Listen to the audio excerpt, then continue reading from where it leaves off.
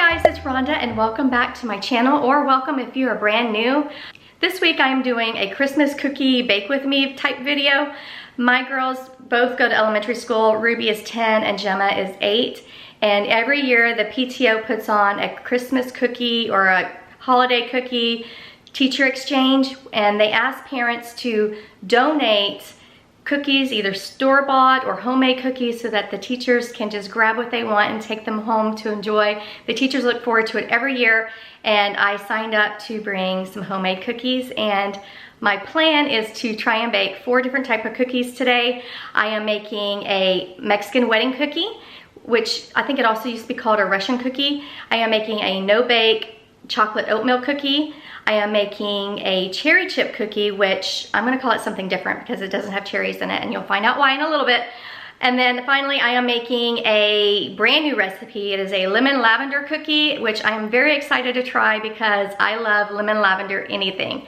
So we're hopefully gonna be able to get to all of that today. And if you are not subscribed, go ahead and do that now and hit that little bell notification so that you will know when I post brand new videos like this. Let's go ahead and get started on the cookies. I think I'm gonna start with the cherry chip cookies first, and let me show you the ingredients. So the first recipe we're gonna do, the first cookies we're gonna do are my mother-in-law's cherry chip cookies. They're very, very good, but there's absolutely no cherries in it, so I'm not sure why she called them that. For the sake of this video, I'm gonna call them strawberry chip cookies, because all you need is 1 box of strawberry cake mix, 2 eggs, a 1/2 cup of oil, a cup of chocolate chips, and then and 2 tablespoons of water. And then before I get started, I do need a preheat oven to 350 degrees, so let me go do that real quick. These are actually really, really good. They've always been a hit at Christmas Eve. My family and I go to my husband's family's house on Christmas Eve. Well, my mother-in-law used to make these before she passed away every year, and they were always a hit, and my sister-in-law started making them. But they're so simple to do, I thought they would be fun to make for my for the cookie exchange. Okay, I put the cake mix in the bowl. We're gonna add 1/2 cup of oil. I guess it really doesn't matter what order, it's all gonna get mixed up. I put in 2 eggs, and then you're gonna add a 1/2 cup of oil.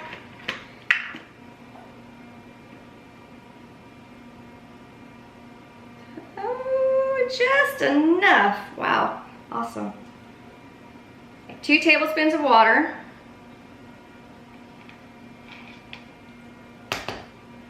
Okay, so I'm just going to take my whisk and just do this so it gets nice, and probably should beat it before I put it in there, but it's okay. Whoops. So we're gonna mix all this up, and then we're gonna add our chocolate chips in.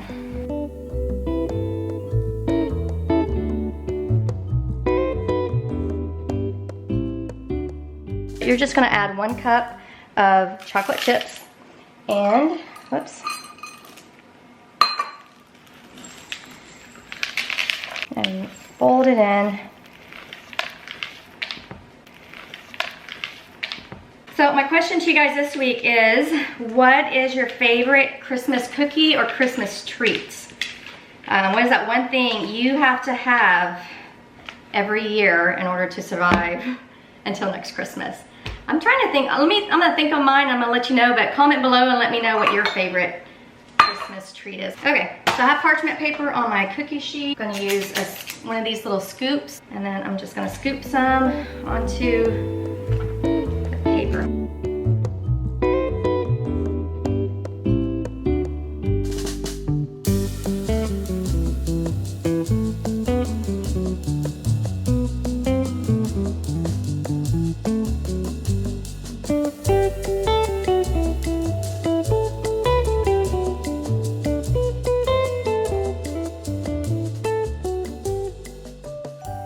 Alrighty, for the oatmeal cookies, you're going to use a 1/2 cup of salted butter, 1 3 cups of granulated sugar, a 1/3 cup of unsweetened cocoa powder, a 1/2 cup of milk, 1 teaspoon of vanilla extract, 2/3 cup of creamy peanut butter, and 3 cups of quick oats.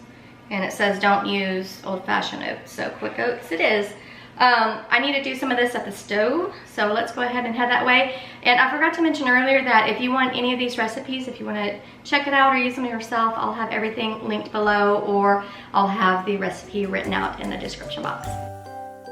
In a pot over medium heat, I added 1/2 cup of the salted butter, 1 3/4 cup of sugar, 1/3 cup of unsweetened cocoa powder, and 1/2 cup of milk. As you can see, I made a cooking boo-boo. The directions do not say to melt the butter before adding all the other dry ingredients, but you would obviously do that first and not do what I did and just throw it all together. So I'm just going to be stirring this mixture until that butter is melted. And now that the butter is melted, this needs to come to a full boil. And the directions say to stir frequently at this stage, and then once it does get to the full boiling stage, you are going to leave it alone for 60 seconds while it keeps boiling.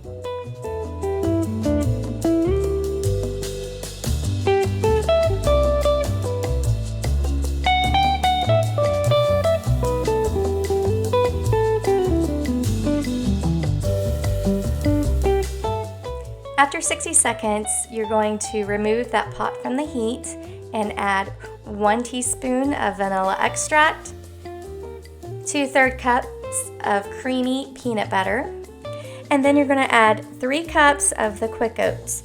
And once everything is added, I am going to give it a quick stir, and then I'm going to scoop it onto a parchment lined cookie sheet.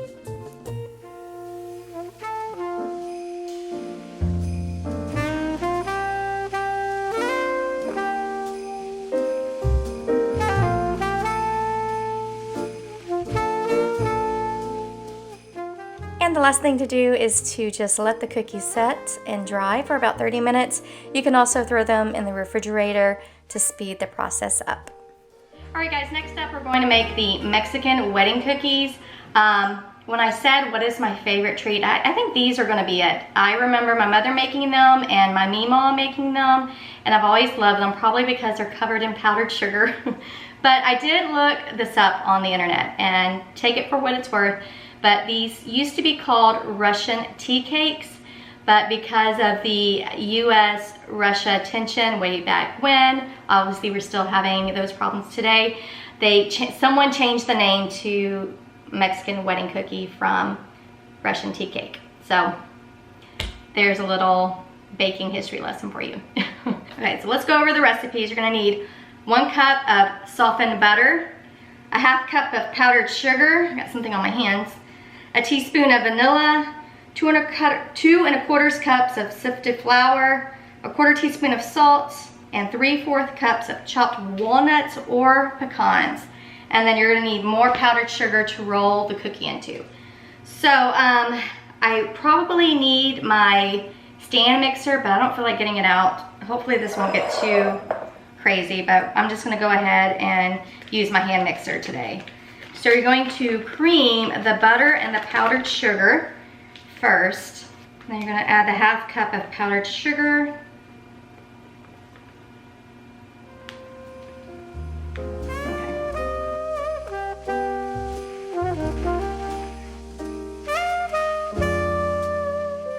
Next, you're gonna stir in 1 teaspoon of vanilla.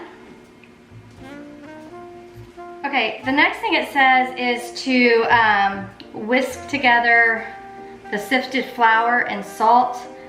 I can't find my sifter. I have one. Who knows where it went? We're just gonna go without it being sifted. So we're gonna add 2 1/4 cups of flour. And I'm just gonna add 1 cup at a time. And a 1/4 cup of teaspoon. Not a 1/4 cup, a 1/4 teaspoon. That would make for some salty Mexican wedding cookies for sure.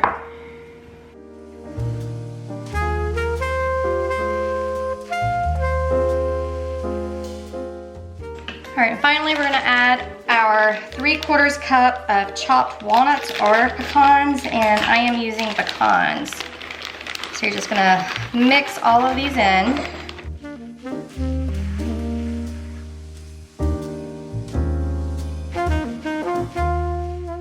I'm going to form 1-inch balls, and then put it onto a parchment lined cookie sheet and then bake it in a 400-degree oven for 10 to 12 minutes.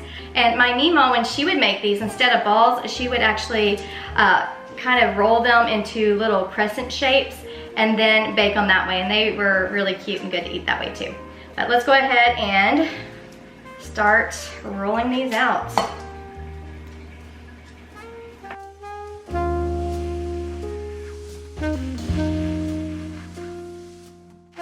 Now you just place these in a preheated 400-degree oven for 10 to 12 minutes. The first batch of cookies are done. Decided to roll them into 1-inch balls. Mine are more like 2-inch balls, so they're more than a bite size. I also cooked them a little longer because they were bigger and they got a little brown on top, which is what you want, but I think mine are just a little bit too brown. But once they cooled off just a hair, you're going to add some powdered sugar to a bowl. You're just gonna take the cookie and you're going to roll it around while it's still pretty hot in the powdered sugar. And then you're gonna place it onto a wire wrap to cool. And that's all you do.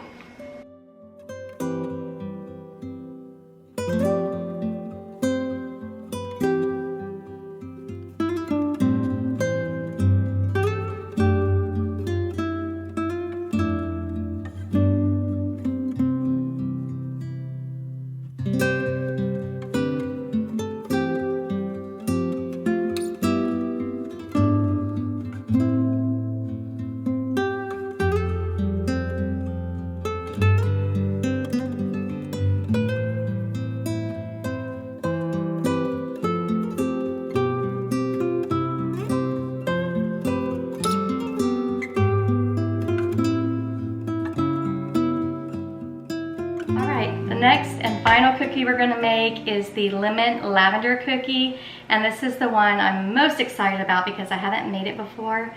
I love lemon lavender pound cake. I love lavender ice cream. Anything with lavender in it is delicious to me, so I think this is hopefully gonna be real good.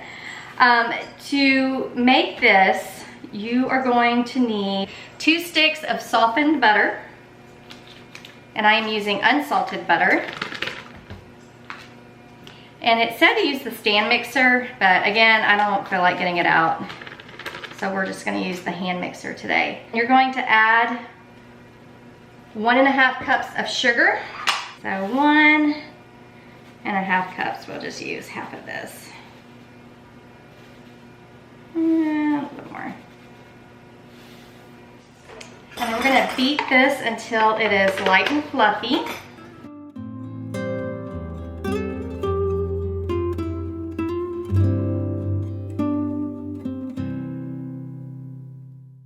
Next, you're gonna add 2 eggs.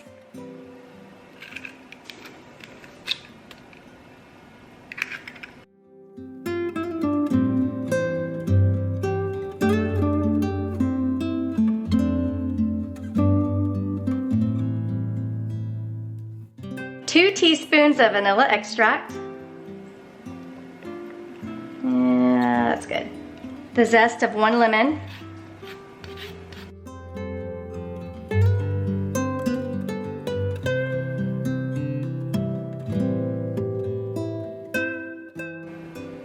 Okay, and then finally a tablespoon of lemon juice.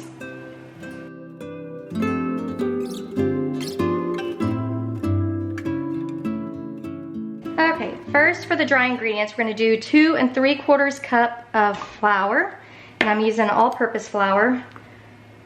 So 1, 2, and that's about right, 3/4. Then you do a 1/2 teaspoon of baking soda, a 1/2 teaspoon of baking powder, and 3/4 teaspoon of salt. So finally, you're gonna add 2 teaspoons of dried culinary lavender. I am using the brand Morton and Bassett, and I found this on the baking aisle, but make sure you're using a culinary lavender. Okay, I'm gonna do a little extra. Okay, Okay, then it says just to whisk it all together.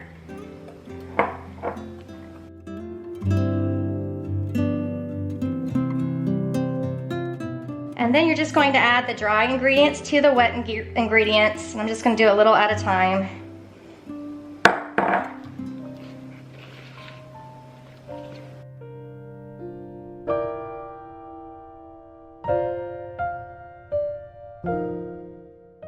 Once this is all mixed up, I will cover it and then put it in the refrigerator for 30 minutes so that it can chill.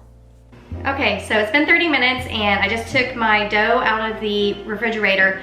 All we have left to do is I just preheated the oven to 350 degrees and I'm going to scoop 1 to 1.5 tablespoons of cookie dough onto my parchment lined cookie sheets.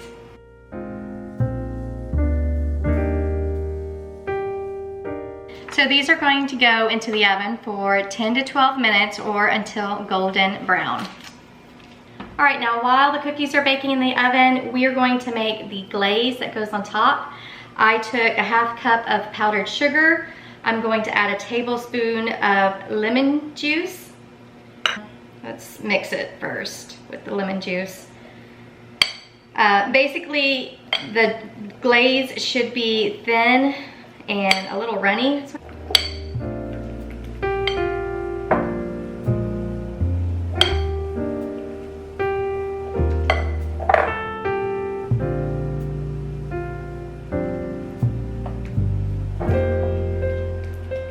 I think this is good enough.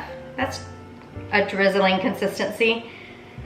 All right, well, I'm gonna set this aside and wait for those cookies to finish baking.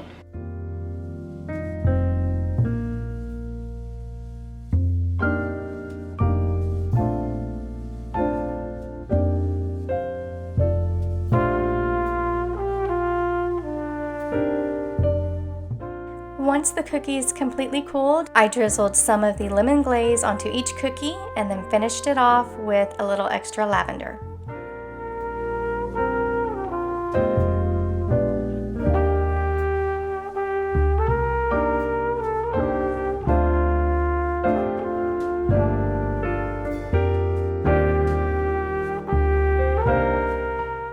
All that's left to do is to pack up each of the cookies into the treat tins that I bought from Hobby Lobby so that they will be ready to go for the cookie exchange tomorrow.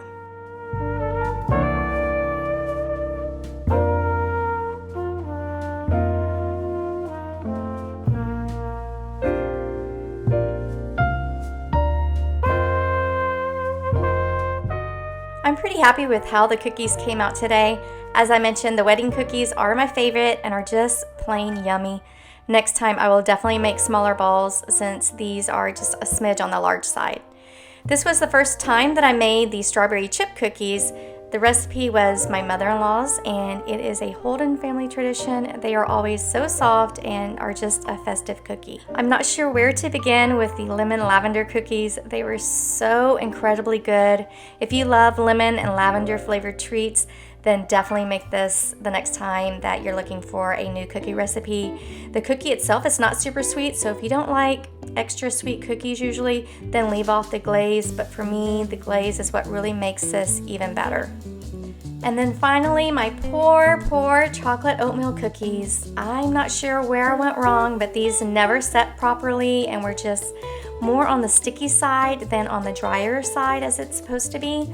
I still sent these off to the school, but I think the butter to oatmeal ratio was off.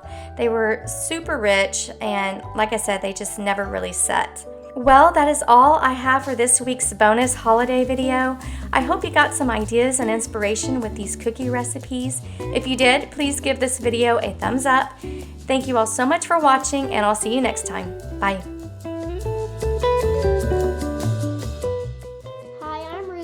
And I'm Gemma. Thanks for watching. Bye. Bye.